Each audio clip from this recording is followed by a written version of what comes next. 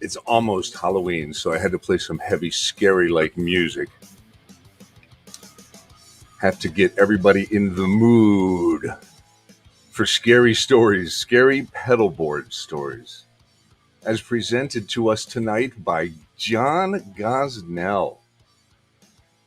John's previously been on the channel. Hi, I think somebody's here. Hi, if you're here, hopefully you can hear me and all the audio is going to you okay. Thanks for being here tonight. We're going to sit down and chat with John Gosnell, Steve Lukather's Guitar Tech. And let me turn this music down. Goodness gracious. Happy Halloween, everyone. Happy almost Halloween. Rocktober, Spooktober, all good. Right on. Welcome. Thank you. Hey there, Jeff. What's going on, man? Thanks for being here. Beaster says it's all good. I see a bunch of people. Hey, thank you for this, brother. Yeah, thank you for being here.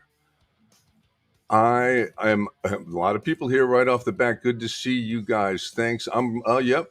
Pedalboards of Doom. I was just about to give the POD a shout out and say I'm hoping a couple of you guys are from that group and have heard the story. I won't have to explain it too much, but I think most of us are probably pretty familiar with the Steve Lukather pedalboard video that went around there for a couple of weeks. I really appreciate you guys tuning in tonight. It's me, Double D Guitar here, and I don't stream a lot. It's sorry, excuses, but I work in the industry and I don't always have a lot of time at night. So what's going on there, Butterfly Effect? Good to see you, man. So I don't have a lot of time to sit down and do this. So when I talked to John and found out that he was back from tour and found out that he really kind of didn't even realize that his face had gone viral, I reached out and I said, dude, have you seen this clip? You're like a hero amongst us, man. It was Double D, what's up? Chips Rafferty, what's up, man? How you doing, brother? Thank you for being here. And I reached out to John and I was like, man, this is crazy. Your face is everywhere. I've seen this shared. But what really got me was the amount of people in chats and on YouTube. We're gonna look at this video. He's gone ahead and agreed to sit down and watch the video with us and kind of talk about what happened during that the now infamous pedalboard moment. I know a lot of people know exactly what happened and what the culprit was, and it was a horrific couple of moments for John. And obviously for Steve, as a musician, you never want to be in that position. As a technician, you never really want to have to go through something like what he went through. And he handled it with grace. And so many non-musicians, so many just music fans have been throwing accolades his way in comments on YouTube and in groups and forums saying, that's one heck of a tech right there. So I wanted to just say, John, thumbs up, buddy. Good job, man. Welcome. Thanks for coming back. It's been a bit. Sure. Thanks for having me. Good to be back after a little while. Yeah, it was. I was looking at on my live stream from when we hung out, and it was a couple of years ago during the whole break that our industry got to take, that we were so unfortunate to go through.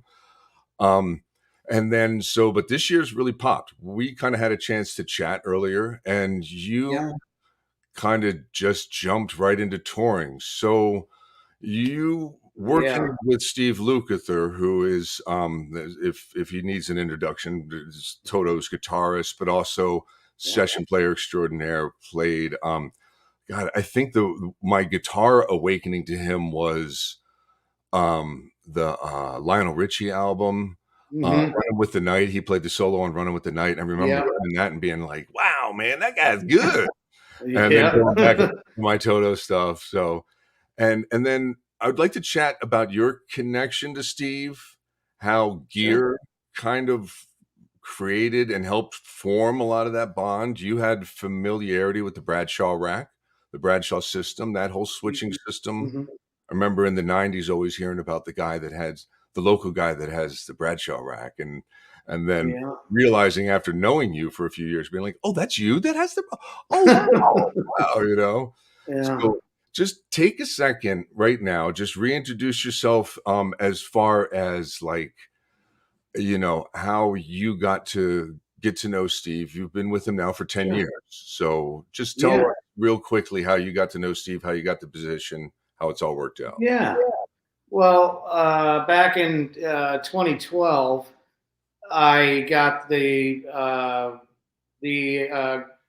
well, I was put on the Ringo Starr All Star Band crew as guitar tech, and I think that year it was Todd Rundgren, Richard Page, Steve Lukather, um, Greg Raleigh from Santana, all these people. It was a new formation of the All Star Band. So I was originally assigned to do Todd Rundgren and Richard Page, but my other tech on that first tour, Hawkeye called me and said, "Hey, I heard you have a Bradshaw rig and experience, with it. Do you want to swap and take Luke and I'll take Richard and Todd?" And I thought, sure, why not? Makes sense. And so that's how I originally got to Luke in 2012. Okay. Was basically being assigned to him on the tour, and we had a few rehearsals up in Canada and started the tour, and I've been there ever since. And he's been in the band ever since 2012. And And then then, that turned into Toto down the line, and I think I joined them in 2015. okay, gotcha. So, and then it's just back and forth from Toto to Ringo to whatever else he does that year. And then so this year, Toto and Journey were on tour, and Hmm. then Ringo went on tour. So Correct. Yeah. you guys you bounced back and forth? Hmm. So Yeah. what was what was that like, first off? Because I think people would be fascinated just to realize, "Oh, I didn't know that that was even possible." Yeah. You know? Well, it's a lot of travel. Yeah. Yeah. It's just when you're booking shows for the year. Obviously, uh, it needs to coincide with what Ringo's doing and what Toto's doing, so that hopefully everything can happen throughout the year smoothly. It just means that you're doing a lot of shows, and in a lot of cases, you're going from one end of one tour straight into the beginning of the next tour without much or if any break between. So depending on where you're going and the amount of travel, it's a consideration for sure. It keeps you away from home for a long A time. long time, right? So Yeah. you basically are running from one camp to another and then back to the Hmm. other at that point. And Yeah. then so Steve's rig is different with Ringo then. He doesn't bring out the full on 2 412 stacks and the 3 heads setup, that killer No, loop. it's the same. It It's is the the same, same okay. exact. Oh yeah. Oh, Yeah, wow. I mean, guitar needs change. What tunings or Right, okay. there's specific songs that are different between the Ringo set list and the Toto set list. But the actual gear, the pedal board, and the amps are identical. Gotcha, So it okay. doesn't. There's no difference, there.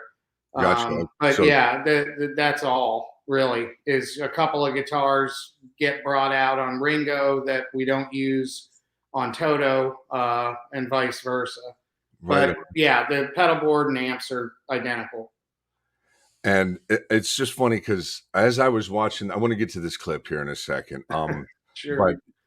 watching this, I really, of course, got the sense of your attention and the attention to detail. The a couple of moments in there, I could read your lips. I could almost feel your thoughts going on, and just going, "Come on, John, let's see you through this," you know.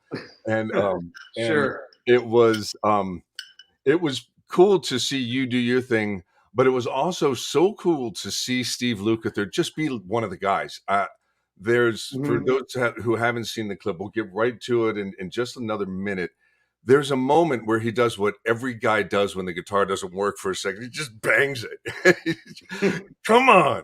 The quick And fix. yeah, Yeah. so obviously, for anybody that doesn't understand that, he's using EMGs and there's a battery in there. So he was doing that to try to either bang the battery or maybe hit a bad solder that Yeah. all of a sudden had popped. Yeah. It's Instinct. actually they're actually not EMGs. Oh, then, oh, okay. It's the boost. Oh, The okay. pickups are actually passive. Oh, okay. So that's a But battery. the 9 volt is in there for the on the volume knob of the Right. Okay. guitar is a push push, and Okay. that engages a 20 dB boost, Okay. and that's what the 9 volt is for. Okay.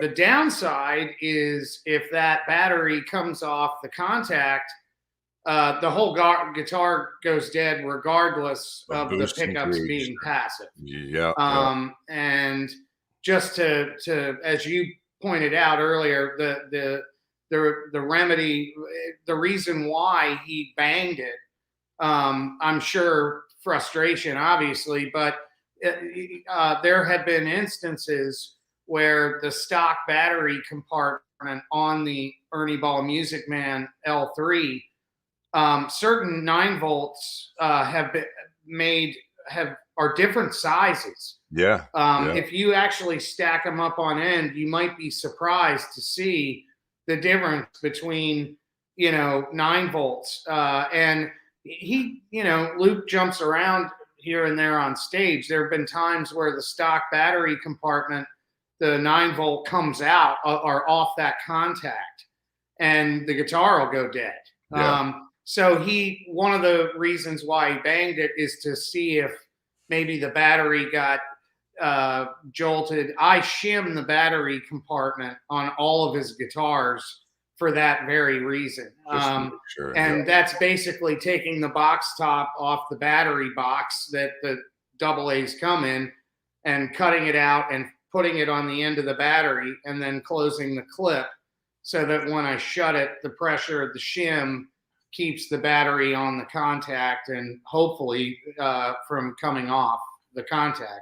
It's a high-tech world, folks. A Yeah, high high-tech tech, world. definitely. But yeah, that wasn't the issue at all in this video Right. you're about to Yeah. play. That was totally unrelated. So I've have the audio going. Let's see. I want to make sure it's not Okay. too loud. And I've gotten it just a little bit before that moment. So Hmm. let me cue this up here. And Sure. and oh and gosh, man, the mouse moves everything. It's like we were just chatting about having a new computer. Really, it takes forever to just kind of get used to stuff, Yeah. you know. Uh Um, oh. so let's shout out the channel. I've watched his numbers today just go up. It's DOM, like D of M. Hmm. This video alone has gotten 183,000 views. Was posted a month ago, and it's called Toto. I'll be over you. Technical problem! Exclamation mark. And this is Rock and Hall. So this is Luxembourg. You were saying it was probably right towards the end of that European run. Yeah. And Yeah. I have it linked in the description of the video here. I want you to take a minute later on tonight. And look at Sure. this. This technician is an absolute legend. Technicians deserve respect as much as artists on stage. They're responsible for the show. If you can hear and see your favorite bands, singers, it's because they do their job perfectly. No technicians, no shows. And this is a perfect example of that, man. So I'm gonna just kind of let it play, and I'm gonna pause it every once in a while, and Sure. just kind of have you kind of talk about what's happening. So he's playing along. They're just rolling along, doing their set, Yeah. and Normal show so far. normal show. A minute or so into one of their arguably biggest songs of the '80s, Yeah. and he's Big happy there, ballad. pointing at the crowd. Ballad. This is the moment. Everybody's singing along. He steps on Nothing. the board, and there it is. Right. He's looking at you. He's Yeah. hitting it. He's strumming it. Bang! There it is. Yeah. There's the And okay, bang. so here you are, right off the bat, Yeah. and now I can see you right there. Okay. Yeah. I know what you're thinking, okay, but tell people what. Let's see the mouse. It just goes nuts. Tell um Explain what the first thing is that hit your head, because you grabbed the guitar and looked right down. What happened? Well, at that moment, if I may back up to Yeah. right when the guitar cut out, Okay. Yep. which in the video you can see I think he probably slammed his volume pedal down I saw him. Yeah, he tapped the because he pedal board. backs Yep. off the volume during the verse when he's singing. Okay. And I think that was his left foot because he always has his left foot on the volume pedal. Yep. You Yep. can see Let's see. Yeah. right. Hold on. Let me go Well, back just a little bit more. Yep. yeah, He's got his foot on the volume pedal. I see it. Yep. And now, yeah, he raises his foot here in a second, right at the chorus. Boom, right there. right there. Yeah. And that was And your so you first. can see on the downstroke, there's just nothing. And of course, I should preface that, you know, I'm on my own in-ear wireless. I get a mix of just Luke's mix, but I also have my guitar station in my ears. So when I'm over off stage tuning guitars, I can hear them in my own ears. Okay. And that's so that any problem with, like, say, the 9 volt in the guitar, I can hear it. If there's a problem with the guitar itself, I'm going to catch it way before handing it off to Luke. Um, excuse me. But in this case, back to the video, even though I know the guitar worked when I gave it to him, Uh-huh. you don't know what happened out there. He could have somehow, maybe the battery slipped off the contact. Who knows? Maybe the cable to the wireless went dead. Generally, they don't just cut out. You hear them start to, Yeah. become intermittent, but Yep. you're not sure. So the first thing you do is grab the spare guitar and take it out of the equation. Yep. Meaning hand off, give them the backup. Once you fire the wireless up, if that guitar is not there, then the problem isn't with the guitar, most likely. Unless it's something, well, the fact that you have two different guitars out there not working, Yep. indicates to me right off the bat it's not an issue with the guitar. And from there, you're working down the signal chain from where the next point of failure could possibly be. And in that case, the wireless, but this problem usually with a wireless or a, interference, when that shuts down a guitar, generally you can hear some kind of weird thing going on in the amplifiers. This was just a sheer case of his guitar just going dead. Yeah. And, at that point, even when I was running out with the backup guitar, my mind was already 3 steps ahead in the signal chain going, this isn't it. What could cause this to completely cut out Right. suddenly and not come back at all? I knew whatever it was serious before I even got out on stage. And if you see me there, I'm looking down at the pedal board. Yep. You were looking down, and then right there you go, you got no power, or you said something about your lips say power right here. Yeah. See, I'm looking and I see the left side of the whole board doesn't have power. Okay, And so that's why I put the guitar on the ground. I didn't have time you to. didn't even wanna run over at that point, and Yeah, I yeah. mean, at that point, it was just, all Yep. right, where's the failure? Because, at a point like this, it's a race against time. And as you can see, I just figured out that the power supply was dead, but I had to run back to the back line to check the where the source of the power to the pedal board, making sure that didn't get unplugged or something obvious there. So by that time, that's why I ran back to the amplifiers. Once that was still okay, you see me run back to the pedal board, and that's when I'm like, okay, it's the dead power supply for sure. And now, my thoughts are, you know, I got to get the new one out there, and I got to have it done real soon. And I know that you know the way, the biggest enemy on tour is time. And a lot of people ask questions about the pedal board itself.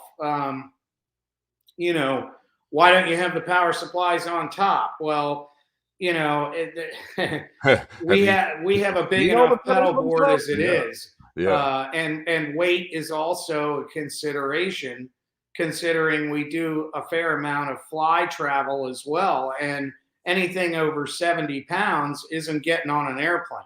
right.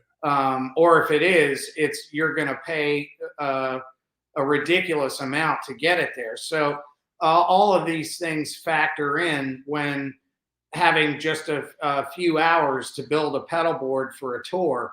So it's not always perfect, or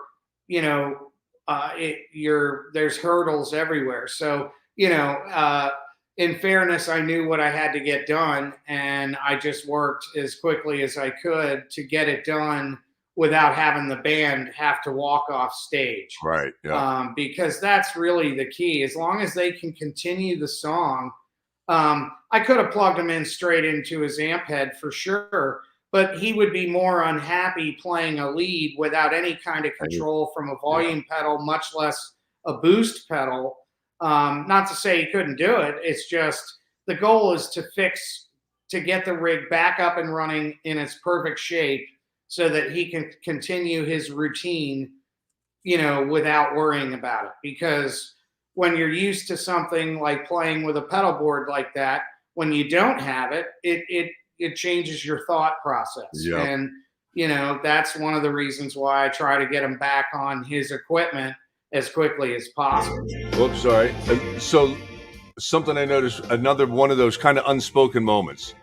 He doesn't miss Yeah. a vocal. He doesn't miss a vocal right there, and you're on standby for him to finish that. And even for his quick moment where he thought he might be able to grab the guitar, he's like, "Oh, I got to finish this." And then he's right back on it. Okay, first off, that's pro. And you guys have never really rehearsed that right there, probably, but it's happened. No. You don't even have to make eye contact, and I think that is something that a lot of people will miss. But it's why you're getting these comments of like number one ace tech right there.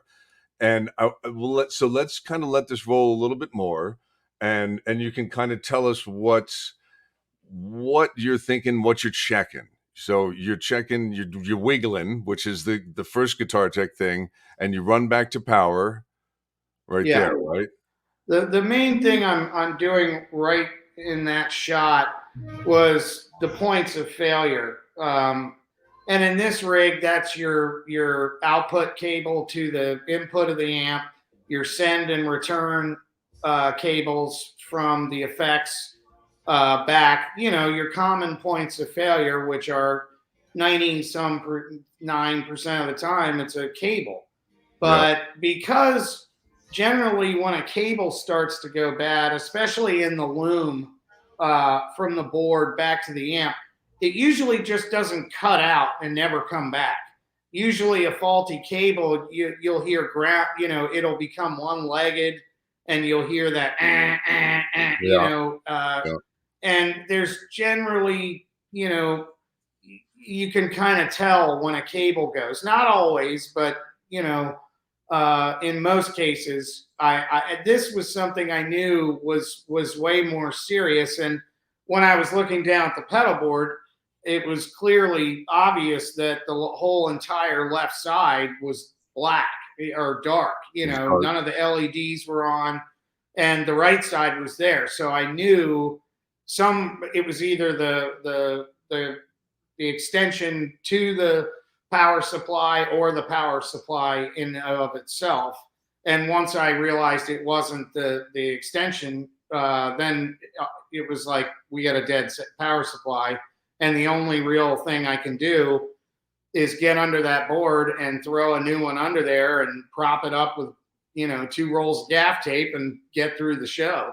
And Um, anybody who's placed a power supply on a pedal board knows that that's one of the more time-consuming things alone, mhm, because you have all yeah, these cables that have to then go to each pedal. So right. you have then at that point your cable restriction and your Mhm. limits, you start to reach limits. So Real quick, yeah. real quick, because Because you when power everything's down it. wired neatly under the board, Right. you can't just grab it and undo it. A lot of there were lengths of cable that were long enough to reach under to this new power supply. So a few of them did, but not Yeah, enough to yeah, bring the signal back. yeah. Or actually, that's not true. I did get the signal back, but I had to pull the cable from the tuner and use it on the overdrive so that the signal would still pass through. Right. Um, and things like that. I got the basics going to get them through the song, and then I was out there for another couple of songs afterward, patching in all manually all the rest of the cables that didn't have power at that point. Okay. Which there wasn't many of them, but there was a few. Um, but they were mostly true bypass, which is why they were passing signal without any power. Gotcha. Yeah, yeah. So that helped. I was mainly targeting the buffered pedals that weren't true bypass that were still passing signal. So But yeah, it all happened so quick. you It had was to think, just you were thinking that quickly. I mean, that's I wouldn't have thought about that. And I mean, I put together so many daggone pedal boards. I never would have thought of that. And this is one of the reasons why I really wanted to talk to you, is because sure, this process, watching you go through it in just a couple of minutes and right, getting what is essentially a pedal board back up and running, and then getting applause from the crowd, which just gave me chills. I got to tell you, Johnny, that gave me such chills, to see that. I was like, yes, these people understood. So there you are with the backup power supply. And you were saying you yeah, just happened to grab a couple of those. See, there's two of them. So let me pause the video for people who can't quite tell. yeah. There, if I back it up just a little before it got hazy, I think that might be a little bit better. Let me see here. Right when you lift it up. Yeah, right there. So there's a Yeah, those Strymon are the power Zumas. supply. The Yeah, Zumas, yep, okay. And you got one for one set of the board and then the other for the other side. Is yeah. is some powering like is it really just per side, or do you have it like one power supply for preamp stuff and one power supply for loop stuff? Um, I try to. I mean, maybe it's just. I mean, I try to space it out to where the left side, which is mostly input, gotcha. or pre-input Pre, yep. pedals, I should say. I try to power them all off the left, but there are some that are crisscrossed. I mean, meaning it's really sake of requirement. Gotcha. If you got good enough The stuff, that's okay. the left side, I believe, if you're looking at the Strymon Zuma, I believe the two left outputs are the selectable. It's either the two left or two right. But anyway, when you get them all under the board, certain pedals, have different requirements voltage wise. So Right. I try to make it as thought out as possible. But there are limitations there too. But for the most part, yes. All right, let's just keep on going here for a second. Your pain is almost over here. So there, you're popping them out, Well, popping them out, popping them out. There you go. yeah. And then, so you can't mount this thing underneath the board, obviously. So you got to just Well, now I realize that there's no way. Plus, I'm having to support the board too, right. Yeah. and Luke's stepping on it I still. was just gonna say, there's a moment when he gets sound and he goes ahead and kicks something on. Oh yeah, it's probably the lead overdrive, but he realizes obviously what I'm doing. He's Yeah. just, that's what he's used to using at that point in the song. It's almost second nature, that he's stepping on pedals. But the biggest hurdle right now is supporting the board to get my hands under there to get at Yeah. the cables to plug them back in. There it was. And now I'm, realizing that not all of them are going to reach. So I'm trying to go, okay, this one's got to Right be here. on, that one's got to Yep. be on. And there it comes back. And there it is. And there's the cheers. There's everybody that's been sitting there watching you for what is it now? 2 minutes of pure pain. Oh, and what's up, Ben Crumholtz? Ben Crumholtz has a question that you did cover, but you have Steve's mix in your ears at all times, you're saying? Yeah. Uh-huh. Yep. Yeah. I wear molds. So I have, Luke's left and right mix. Plus I have a separate mix with just his amplifiers Okay. so that Oh, wow. I can mute between his mix and amplifier mix. Although I didn't have time in this instance, I knew the rig was out. I didn't need to monitor the amps. I just knew it had cut out completely, so the mix didn't matter. And I had no time. I was out there, within a couple of seconds of the guitar cutting out. Yep. And at that point, you're just, you're doing everything you can to troubleshoot where the problem is, in the signal chain. Because, anything to help narrow it down as to the cause of the problem is the key in that instance, when something breaks, and it does. That particular those two particular power supplies, which have since been swapped out, obviously, were probably 5 years old. Wow.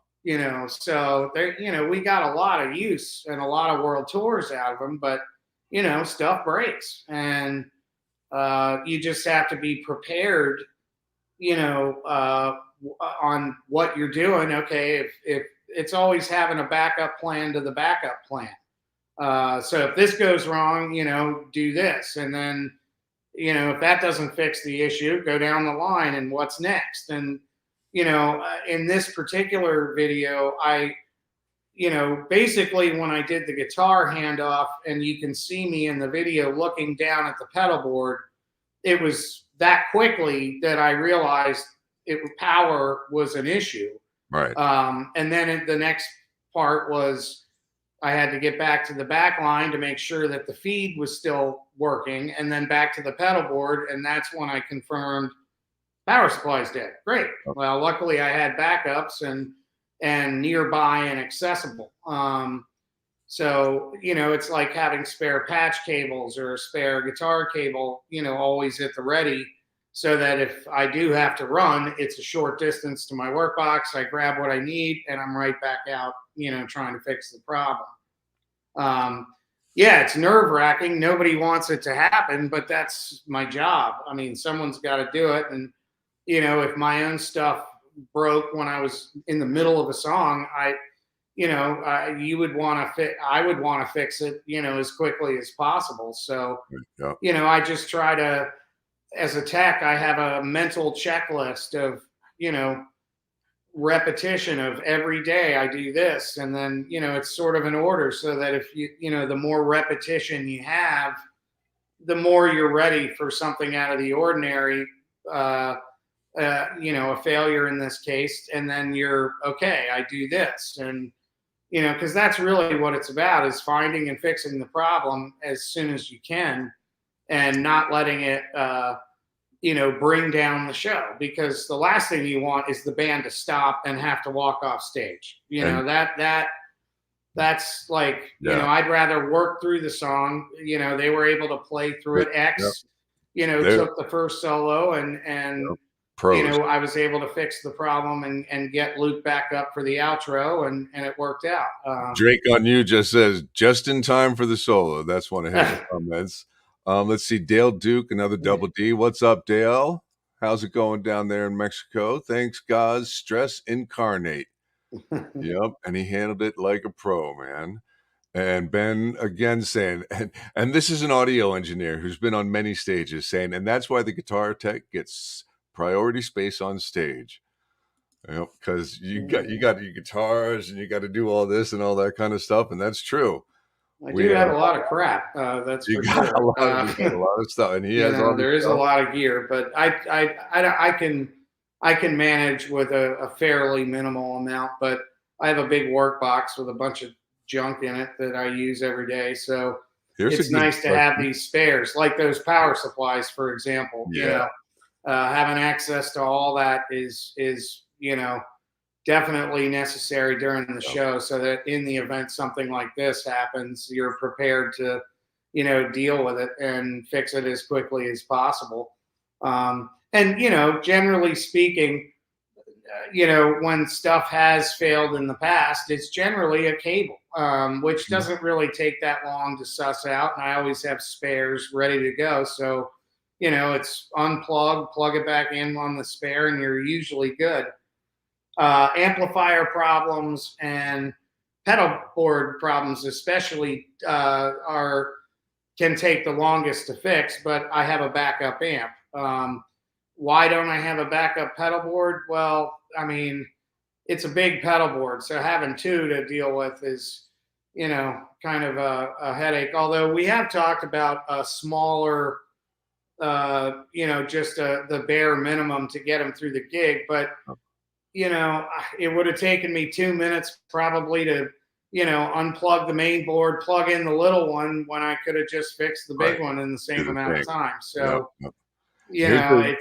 Here's a good I'd question. love to have a backup, but I don't. All So, right. it's sort of like I kind of got to deal with my parameters of my gig. But, it's maybe in the future. But for now, it's fix it on the fly. Yep. And, that's why I always have a backup Bogner. So if an amp goes down, fixing an amp is not as time consuming as a pedal board, or can be more time consuming, is what I should have said. So at least with the pedal board, I have a fighting chance of getting that back up versus, say, a blown power tube. And Right. I could just repatch the spare amp and he's up in a matter of seconds. So, Right. you can't win them all, but I got the spare amp. I'll take it. Small Yep. victories, I guess. Got to But set yourself up for success there. Jonathan McCullough says, "We know he has a great sense of humor." Speaking of Steve, did he have something funny to say afterwards? What were his comments? What did he say after the gig, or was it just one of those like, show's over, not much said about it, or, hey, we got through that one kind of oh, a. no. I mean, he was, well, at the end of this video. I don't think we hadn't gotten that far yet. I think in the video. Oh, okay. Oh yeah, Uh, on the I do, yeah. Let's see it. Let me get all the way over to that again real quick. So he does say something here. He acknowledges the whole crew, I think, doesn't he? I He's don't. I'm not sure if that's in this video. There was another video that yeah. on this channel that showed a little bit afterward. Everybody, go do the thing over at DOM. Subscribe. Go give him some love for posting up Yeah. high quality videos. So right here, for example. Okay, yeah, you guys walked over to the side of the stage. Got it. Yeah, that's X's solo spot on stage right keyboards. So he comes off with me, and Xavier does his keyboard solo, and then the band walks back on and continues the set. So some people, I think, might have thought that he was upset or walking off stage or something like that. That wasn't the case at all. Right, right. In fact, he was, thanking me left and right and giving me hugs and kisses and, my God, thanks for doing that. And I had to, like I said, some of the pedals didn't come back uh, right away because I didn't have the enough cable lengths. So for the next couple, at least two songs, I was out at the pedal board manually patching in what was left to the power supply, bringing the tuner back and stuff, just to make sure it was all working again. Um, but he was nice enough to give me a shout out to the whole crowd, and Yeah, that it was unexpected. You're not thinking about the crowd at that point. You're thinking right, about the gear and your job at hand, and but it was nice, that the crowd did that. I didn't expect it. It was, it was very appreciative after, a moment like that where all your focus is on just, figure it out, get it done, figure it out, get it done. And then to have them, appreciate that and, uh, congratulate you on it was very nice, but certainly unexpected. Rob Dressler says, "Way to handle a stressful situation. True pro. Did you have a delayed panic attack afterwards?" I'm sure uh, you did. it all happened so fast. I mean, I I think I think, even I said it in when I was reaching out to you, like, "Hey, man, I know those kind of moments sometimes are tough to talk about. Like, I totally get it if you don't want to, like, because now that we're older, maybe in my 20s, I might want to have just ignored something like that completely. But that's just, I think, through experience, these kind of things happen.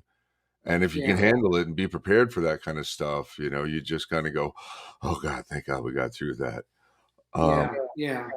and Well, like see, I mentioned earlier, I think having that game plan, that's certainly built through repetition and knowing your artist and knowing your job and what your gear you're working with, you're there to foresee, sort of the future, meaning yeah, if this goes wrong, I'm going to do this. If that goes wrong, I do this. And again, troubleshooting the problem start to finish. Where does the signal start? Where does it end? Follow yeah, that trail, and you will eventually find the problem area. And I try to do it as quick as I can. Given the circumstances, there's not a lot of time, so you got to be quick. In this case, you don't want the song to stop. right, right. So, I do gosh, know that's my biggest fear on is that if the band channel, has to walk off stage, then yeah, something really went wrong. that's a If problem. I can bring them back within the song, then that's nowhere near as bad. Even though it is bad, it's just not as bad. On that channel, he has that whole concert filmed, so anybody that wants to kind of follow along should go over to that channel and look through the playlist and see that. Yeah, Yeah, you'll hear Luke later. I yeah, think after the next song, he gives a it big was. shout out, and It must have been because I remember sitting there yeah, listening, and I guess I thought I was still in the original video that I'd found, but, yeah, I would have loved to have found that part, but, I'll let people go and get that channel some views because that guy sure, obviously, a whole bunch of views on that video real quick. Now, there's a question here. There's a situation where he was in the Ringo Starr World Go Round music video. Is that, I guess, Butterfly Effect, or I think that's what your name is there. Is that your question? There is a situation. I'm not quite sure I understand. Like, maybe I'm you not could, sure. I wasn't in the video. I know that, at maybe, least not that I'm we were aware of. maybe talking about Luke or Steve Lukather, Um, but yeah, I'm not too sure about that one. yeah, I'm not. I'm sorry, I'm not familiar with that. Is he talking about the music video for the single or something? Probably, yeah. If I you're don't still know. watching, pop down a little bit more clear so we can Yeah, understand. I wasn't there for the video shoot, so I have no idea what happened there. Yeah. So, But something tells me he wasn't playing live anyway for that video shoot. So, but I could be wrong. I don't know. Um, he is saying yes. There was a yes to that, and then Jonathan McCullough is asking, um, has God worked has God here you are, I'm putting you at that level. Has God's worked with Landau? I'm guessing Michael Landau, Hoff or Yeah, Landau. I would imagine he means Mike Landau. Right, I have not worked directly for Mike Landau, although they do share lockers sometimes at Hollywood Studio Rentals, and he's a next door neighbor in Hollywood Studio Rentals. His meaning his locker is right next to Luke's. gotcha. Um, but no, I haven't worked directly for Michael Landau. Although, I suppose if he asked me, I certainly would if I ever had time. But Luke keeps me so busy that Yeah. I just don't really have much any time off to speak of. Um, And Luke he still goes out and does sessions? He gets calls for that still? You don't have to go and do those though, right? You're pretty much just strictly touring? No, most of the sessions that Luke does, he just walks in with a guitar, sits Yeah. down, and a take or two later out the door. Poops out So something no, I absolutely not. brilliant. Yeah, a lot of he doesn't a lot of times even bring his own rig. I Yeah, think he sometimes uses what's at the studio. Um, he generally tries to have me around when his entire rig's involved, but he does a lot of one-off stuff in LA from time to time, and it just doesn't make sense, yeah, yeah, to fly me all the way across the country to do a 1 hour gig or something, or a sit-in with someone else. So I'm not always there. Most of the time I am, but for the smaller gigs, generally not. Although we are doing the baked potato shows this December again in LA. So that's like a small little jazz club there in Studio City. So I think we're doing 3 days there, but that's kind of a mini vacation, I guess, at the end of the year. It's not like a full show day or anything like that. yeah. That's cool. And then Dale's asking, how did you become a tech? And I guess Uh, I'm gonna solo well, you here for a second, and we'll let you tell a little bit of your okay. story again. I I know you went through a good bit of it before in your original live stream, but it's always fun to hear how people move from one Sure. part of the industry to another. So go ahead and kind of summarize. You and I ran together in the '90s as musicians. Yes. Well, That's you and where I met a long time ago. I'll let you go from there so as to Yeah. Well, age it was myself. right around that same time that you and I met. It was really out of necessity. I didn't look at it as so much as becoming a tech. I mean, I was a guitar player, and I had grown up around Paul Reed Smith and various others that he played with at that time. And so, I was at a young age and going out to nightclubs and helping bands set up and tuning guitars and sitting in playing with bands. So to me, it was just, well, if I'm playing guitar, I might as well know how to work on the stuff and keep it, playing well. And so it wasn't so much that I wanted to become a tech. It was I wanted to learn how to upkeep my own instruments so that I didn't always have to rely on someone else. If something went wrong, I figured I'd learn as much as I could about it, so that I could help myself, I guess. Uh, Aside from getting pointers and tips from Paul Reed Smith and other builders along the way, and great setup guys, and Not a bad techs as well. So it seemed to go hand in hand with playing a guitar. Might as well learn how to upkeep it and keep it playing well, as kind of the same thing. Obviously, I love playing guitar, but I also love doing what I do. It's just I don't know that I pick and chose. It just sort of that's what happened. So I'm thankful for the I work and still chose enjoy you it. to say. It grabbed you and chose you, as Yeah, you might say. Yeah, that's yeah, pretty much. I epic. mean, and it's just been it's worked out that I've been able to work my schedule around Luke and Ringo and continue to do both.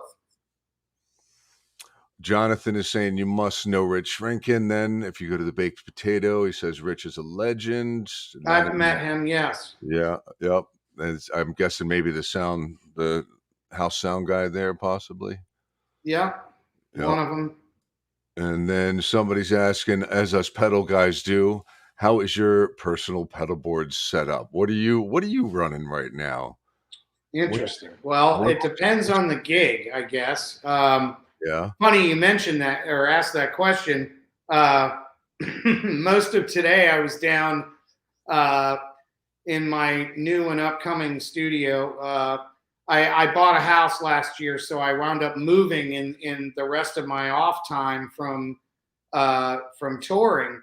So I'm still way behind, and I'm not where I should be. But uh, Are we ever as pedal yeah, boards? exactly. But I can say that I have a bunch of new designs in the works right now.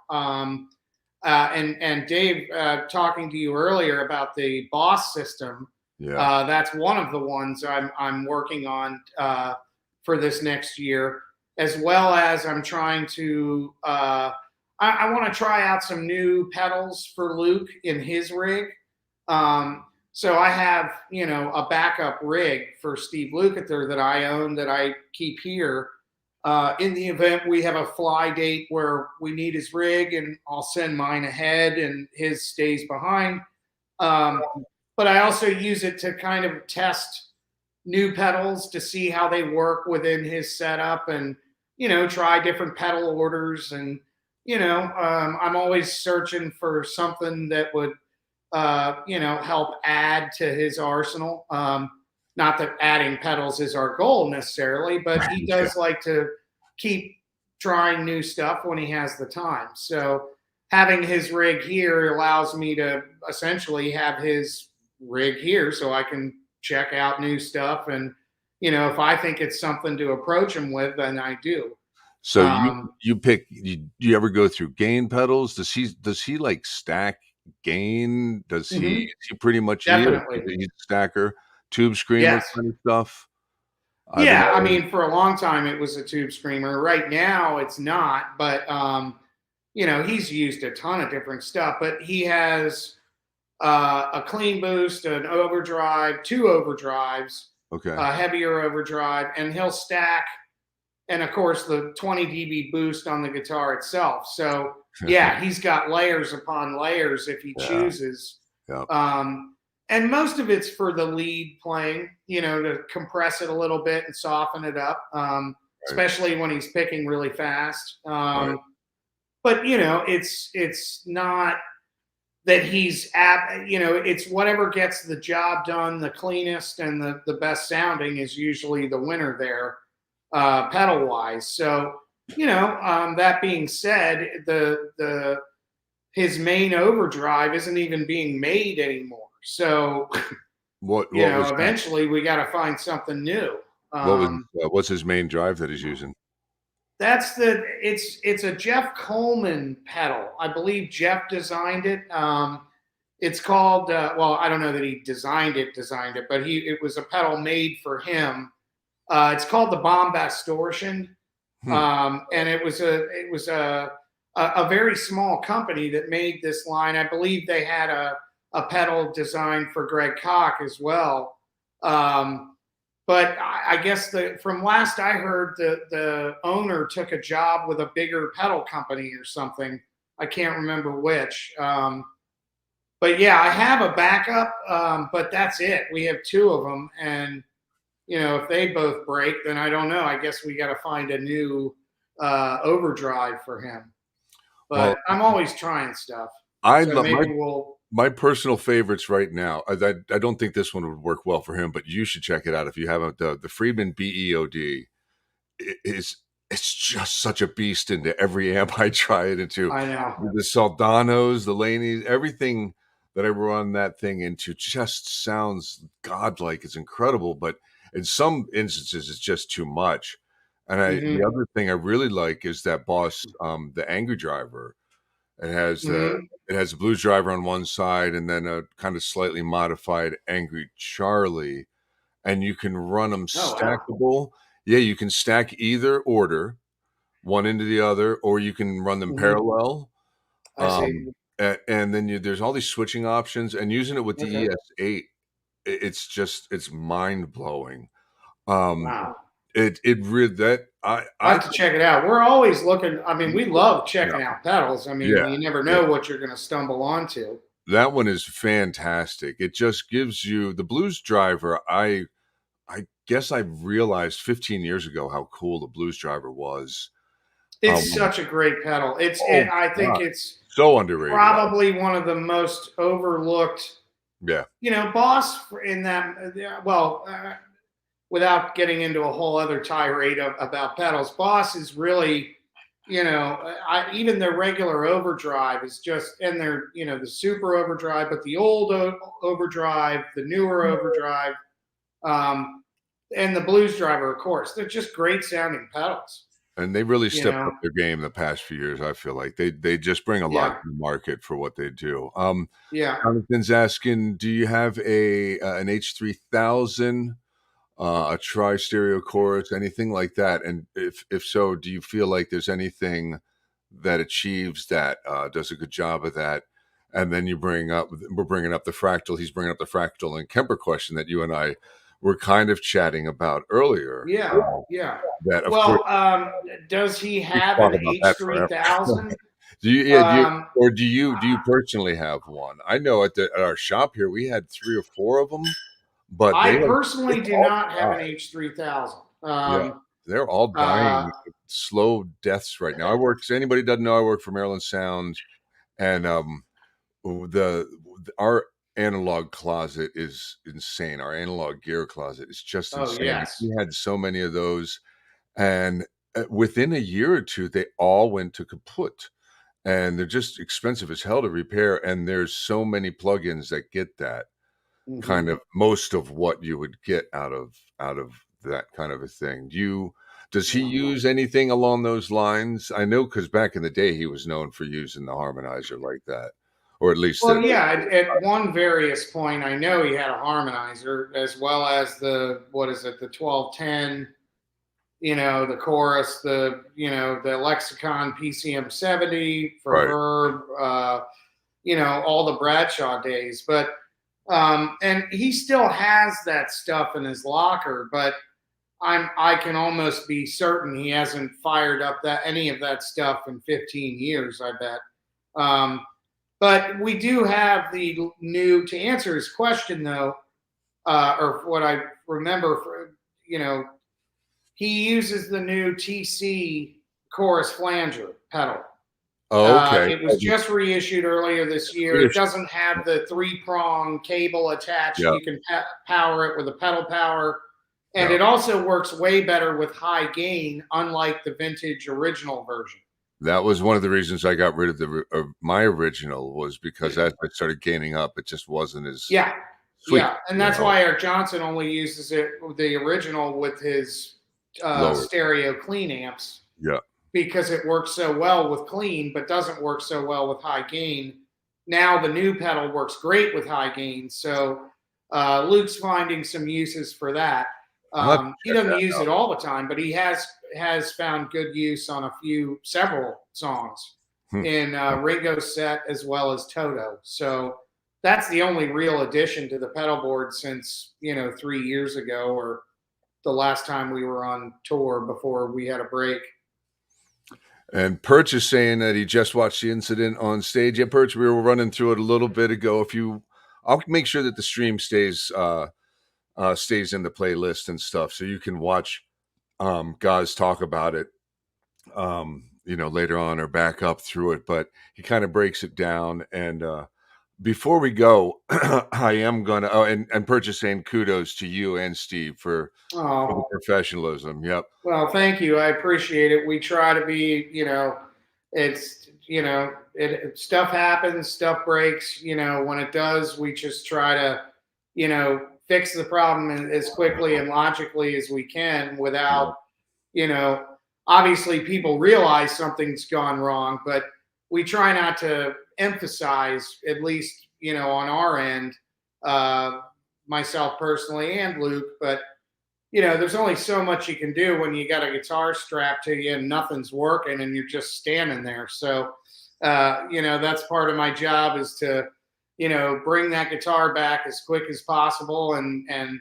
have the band get through the song and move on. And, I had the power supply backups ready to go so that if that ever happened, that's probably the worst thing that could happen in his rig is because they are underneath the board. Yeah, I hear you. I would like them on top, but then he loses the slant of the pedal train, which he likes. So yeah, there's again time, blah blah blah. His gears in L.A. I'm on the East Coast. I don't always have access, so it is what it is. But I try to be prepared so that okay, if those die, I got to be out there with the new one and get it plugged in and as quickly as possible. Yeah. And it took 2 rolls of gaff tape. They're the real heroes. No, that's what I had to prop up the board with the new supply underneath because it wouldn't reach. That's I mean, duct tape comes in handy for so many different things. Oh yeah, it saved the day. And here's James. James says, "Dirty Jobs Guitar Tech Edition." That's funny. If I remember correctly, it was him or somebody made a comment earlier on one of my other videos that I'm the Mike Rowe of the guitar world right now, and I'll take that. I got no problem. But here we are. We're gonna just kind of end our stream here with reading off a couple more of these comments. Let's see. One more comment here. Jonathan wants to say, before you guys go back to your world of hard work and life, let me thank you for a great interview and a rare chance to chat with 2 gurus. Hey, Jonathan, many thanks to you as well. Yeah, my brother, I appreciate it. Yeah, that's great to hear, man. Thank you so much. And I think for anyone that's interested in this side of the stage, it's we work for our artists, but it's also nice that other guitarists and people that are interested in guitar have found something useful out of this. I certainly, as everyone else, hate to see any kind of failure, but life isn't 100%, and stuff breaks and stuff fails, and it's just having a good solid plan on what to do when it happens, not if. It's a question of when, and when that time comes, how do you attack the problem and get it handled and back up and running? And it's what we do, why we do what we do every day, so that in the event of failure, I don't have to ask anyone. I just go right into, oh my God, here we go, and got to fix the problem.